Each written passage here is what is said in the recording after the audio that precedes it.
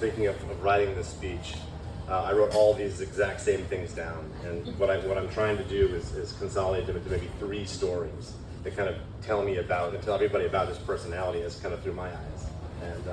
And one of them was in 1990. Right after I finished my sophomore year, he had always talked about one year he went with his brother, he did a European backpacking trip.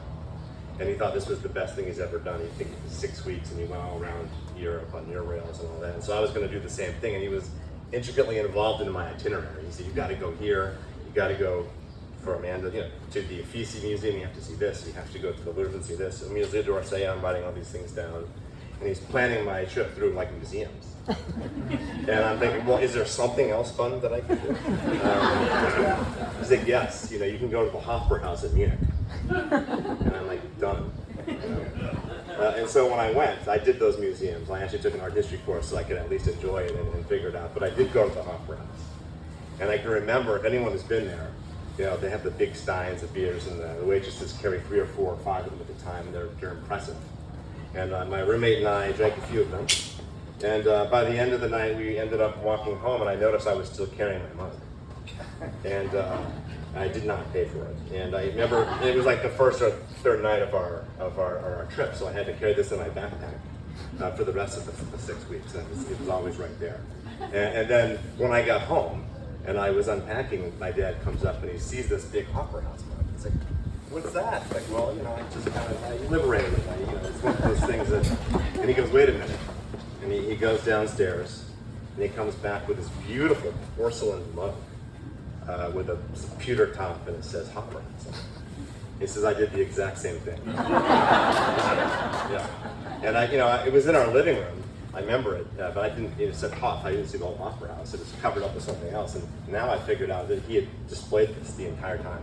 And so it's just one of those things that, how different you are from your father, you're also very similar to your family. So that's one memory.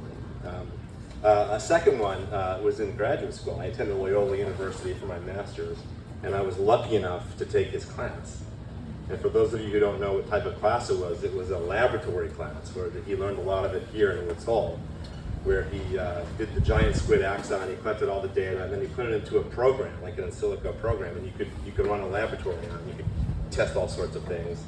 And I remember the very first day, it was a mixed class. It was half graduate students, half undergraduates, and he wanted to go around the room and say, introduce ourselves and say who we are. So, he's going to everybody, and like I'm Brian Donovan. I'm getting my master's in biology. And he gets to me, and I do the same thing. I'm Chris Fay. I'm getting my master's in biology. He goes, what specifically? And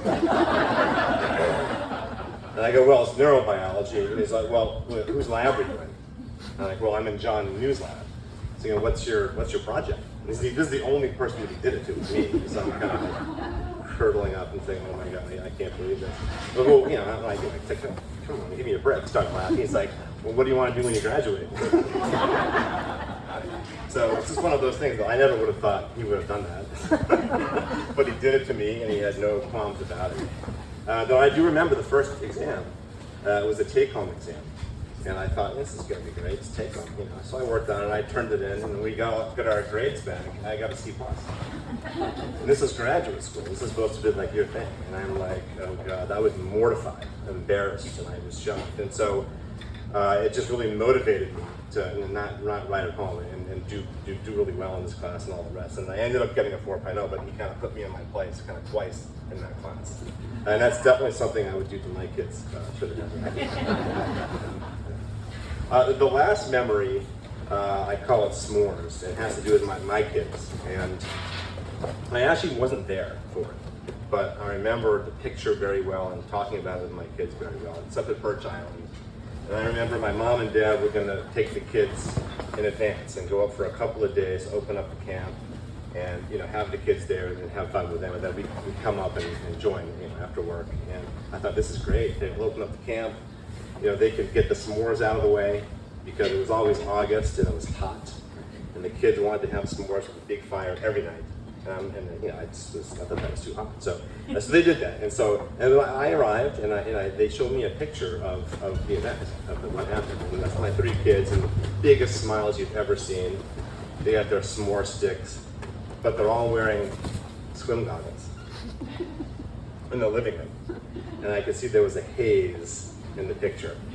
And I'm thinking, what the heck happened? And it's probably only a handful of people in this room who know that when the camp burnt down, they rebuilt the fireplace and what they call efficient, right? And so it was very shallow. And if you started like a big fire with the pass in it, you're doomed. It all kind of comes back into the room. And that's exactly what had happened. So he had a big old fire like he was used to, and the smoke was coming into the room, and it was bellowing into the room. And so instead of actually, pushing it back, he got the kids' swim goggles to protect their eyes. But the kids loved it and had the biggest smiles on their face, and so I thought that was just perfect. And part of his personality there. I asked my kids, what memories they have of Pops and T-Moms, and everyone has different memories. A lot of them hinge around Birch Island. In particular, they loved, fondly, after Amanda mentioned after dinner, we all would go play games and have a fire. And one game in particular was called Fictionary. And if you know what Fictionary is, all you need is a dictionary and some paper and a pen, and you pick out a word that nobody knows, and you write down fake definitions and the real definitions. And he was just above and beyond, killed us all at this game. But the kids loved it. It's just one of those memories they always have. And never forget that. Kind of lastly, I remember my grandfather, Charles, his father, as he was nearing the end of his life. We were there. I was actually there with my friend Ed. We helped paint his house in the late 80s. And I remember him saying something to me, I'm not afraid to die. I am just afraid of being forgotten. And that always kind of hit me. And so I made kind of a pledge that I'm going to think about him regularly about that, and I do. And I think the same thing about my father, and that's one of those things that I never want to forget. And I think everybody here now hearing these stories can kind of think about these people when they're gone, particularly my